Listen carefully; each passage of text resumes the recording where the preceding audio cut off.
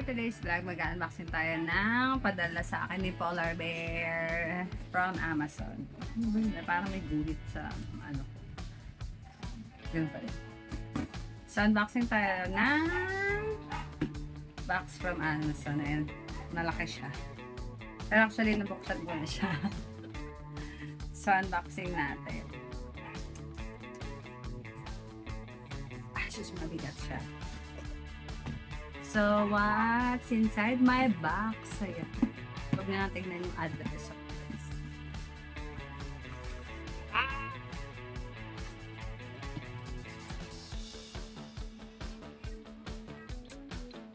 So, again, I don't know, I have a third time a single serve iced coffee maker again.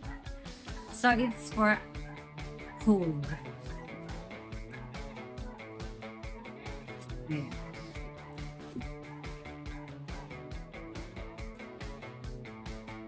Hiningay sa labas.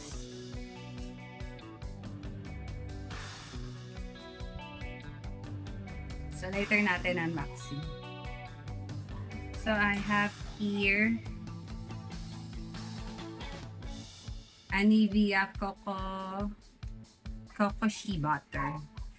So, gusto ko tong amoy na to. Kaya lagi kong inaamoy si Polar Bear dati nung nandito siya sa Manila. Kasi amoy cocoa butter siya. So, I have two.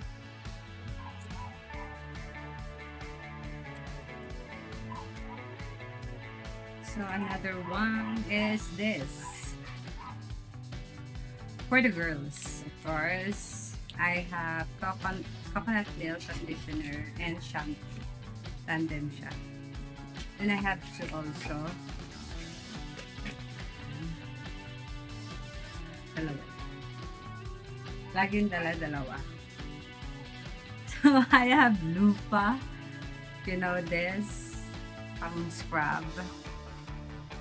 You know this.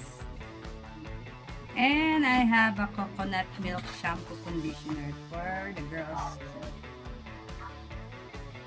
This is the one that Sam used. The other one is Maya's. So this is two, of course. Also two for the girls. So ayan. So syempre naka-indicate dito. Kasi siya ay from Amazon. Yung inside the box niya. Ayan, 1, 2, 3, 4, 5, 6, 7 in a box.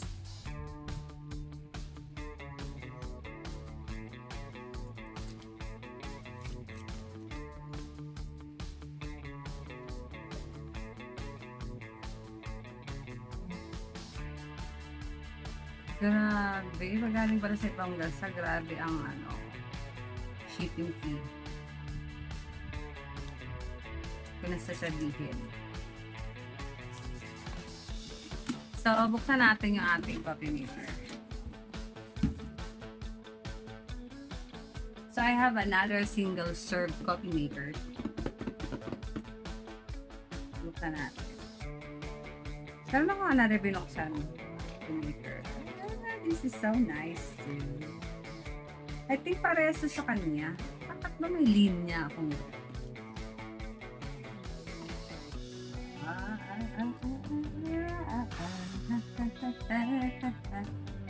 parang katulad sa kanya.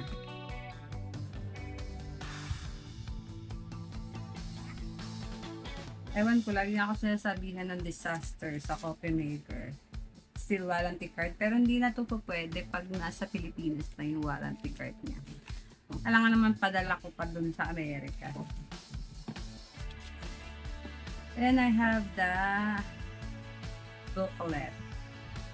Pwede rin siya hot or cold. Ay, alam mo kasi talagang tawag dito, nag-struggle ako para makahanap ng K-cups.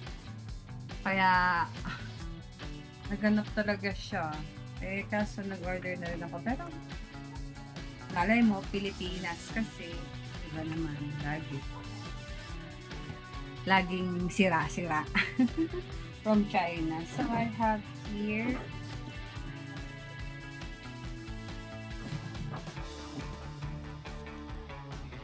of course, yung pang K-cup niya. Nakikita niyo yung mga shorts ko for K-cups, diba? So, I'll try this again.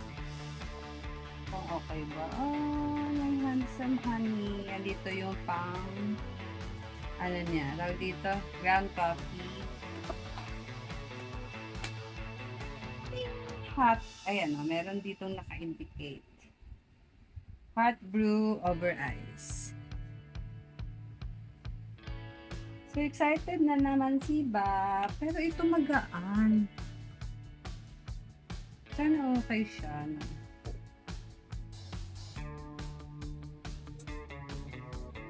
Katulad ng mga coffee cups. So, dito siya naglalagay ng water. In fairness, madami siyang water. Kasi hanggang 14 ohms. Sa akin, yung isa kong coffee maker is just 8 ohms. Okay, do not open when brewing. Wala pa nga binubrew.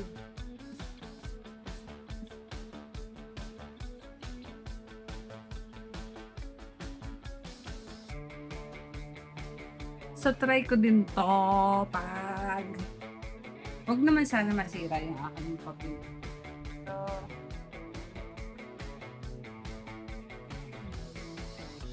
I have another coffee maker. Sana effective siya. And this one is so nice kasi ganito. Yung isang coffee maker below. Paano ba yun? Wala yung saksakan. So, let me try these two. Ayan, K-cup holders to. Ganito yung tsura. Bakit ba may linya ako? Parang kukuhain ako ng langit. Ganito yung tsura. Sorry, nandun na. Excited lang ako mag-unbox ulit. Honey! Just like yours. Just like yours. Are we the same coffee maker? This is so...